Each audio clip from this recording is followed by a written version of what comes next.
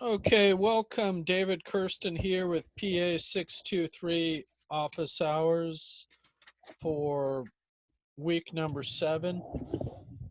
I'm going to keep this as brief as possible today. We're just going to look at the following here, October 1st. Um, Wanted to say a quick word on a grade update. Number 2, missing assignments and late work. The drop dead date for the course. Um, Quick look back at module 6.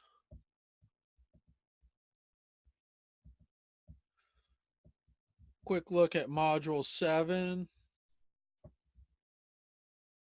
And I think that's it.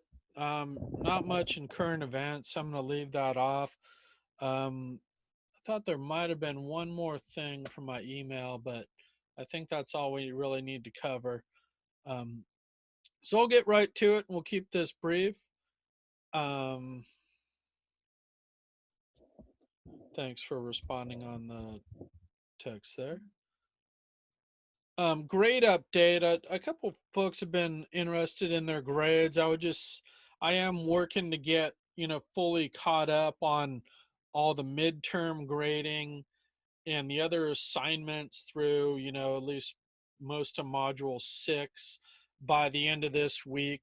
We'll say by the screencast on Tuesday. So I will be notifying people of missing assignments. I'd just say if you have stayed caught up and got everything in, I haven't really seen anybody get significant deductions to the point to where it would significantly compromise their grades. So if you are missing things, you're a couple weeks behind, you have a lot of missing assignments, then you might be in a bit of trouble, especially if you don't get those assignments in. So, this really goes with number 2 on my list of missing assignments. So we'll say for the grade update, I'm going to get caught up. You can go in and see your updated grade going into really the last module. So we'll say by next week, going into the final exam. And so feel free to email me if you want me to go into more detail on your grade. Otherwise, I will be letting you know if you are in trouble with your grade.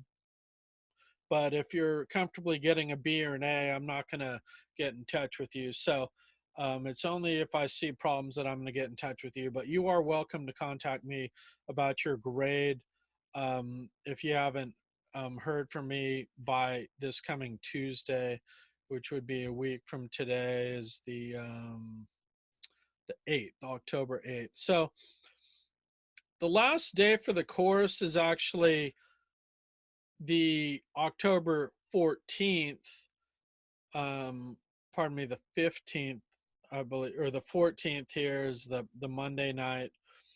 And then I actually need to turn in grades, they're telling me, by the 21st. Let me just confirm that date and I will put that in the email. So we really need all outstanding work to be turned in by this second week of October here.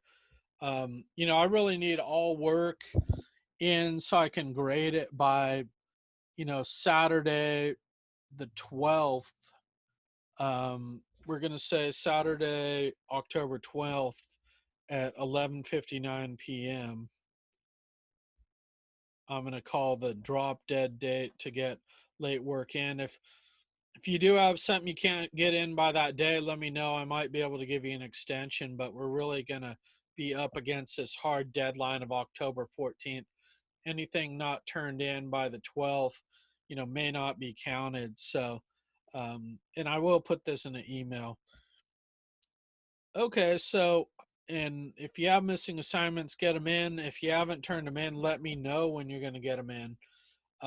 So that's all I have to say about those first 2 items. quick look at module 6.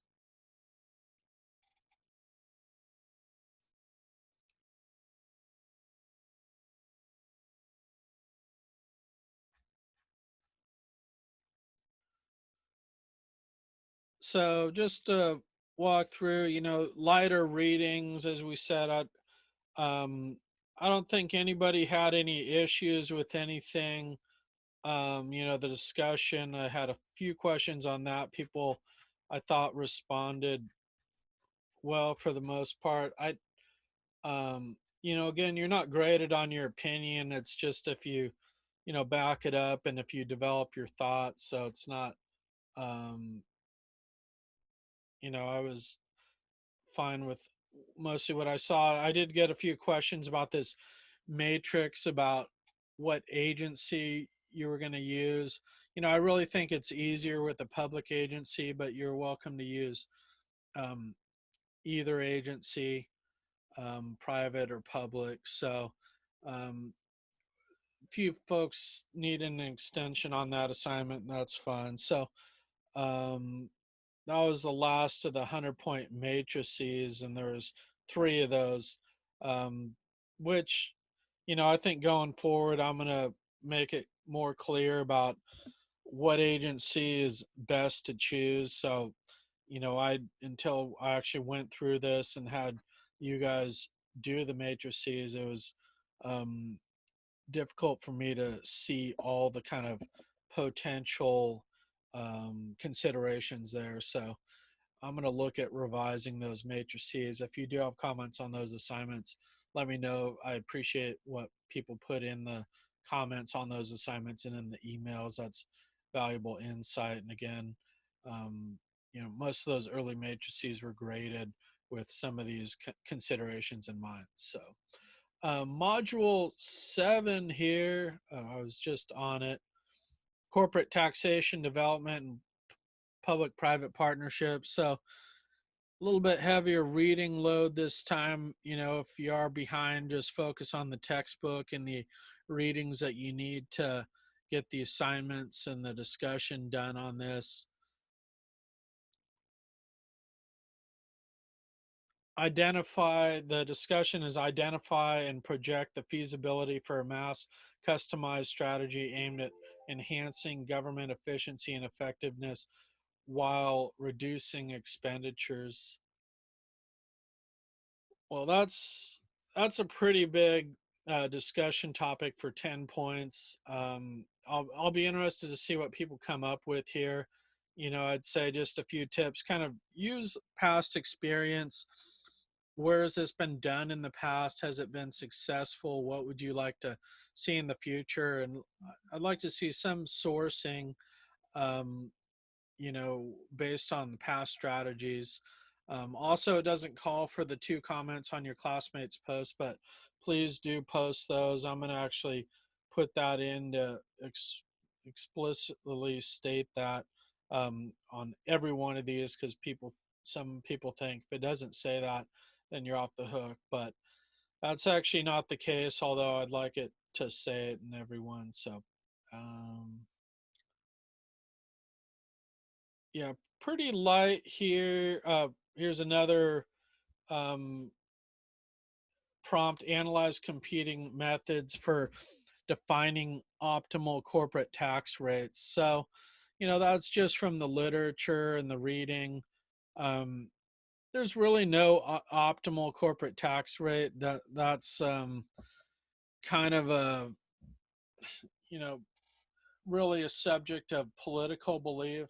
A lot of people weren't happy with the cuts in the rates, under the recent Trump tax cuts from about, was it 35 down to 25% thereabouts. So, some people say, well, let's have a zero corporate tax rate. Others say, well, 10, 15%, even, 25% is too high. So, I'm curious what people think about that. The main thing is looking at the tools to actually analyze, what a higher rate means in economic terms, what a lower rate might mean in economic terms. So there's a lot you can say here. just try to draw on some of the readings and the examples. You're welcome to use current events as well. Okay, that's enough for module 7, and that's actually all I had for today. So I'm going to leave it a quick session. If anybody had any questions or comments, let me know. Otherwise, I'm going to stop the recording right now and take all questions offline.